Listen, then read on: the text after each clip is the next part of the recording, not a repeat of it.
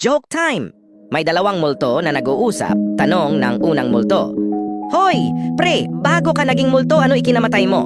Sagot ng ikalawang multo, nalock ako sa refrigerator. Nung una pa chill-chill lang ako, pero nung tumagal, unti-unti na akong naninigas sa lamig hanggang sa nasuffocate at tuluyan na akong hindi makahinga. Grabeng trahedya naman nangyari sa'yo, Brad. Sagot niya, ikaw ba, pre, ano kinamatay mo?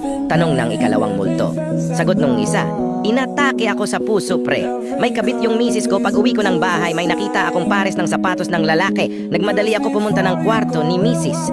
Nakita ko siya na nakahubad at kinakabahan, kaya hinalughog ko ang buong bahay sa ibang kwarto, cabinet, CR, kusina, kisame, ilalim ng kama.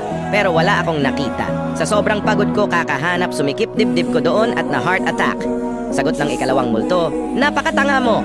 Kung binuksan mo yung refrigerator at uminom ka muna ng malamig na tubig, edi sana parehas pa tayong buhay.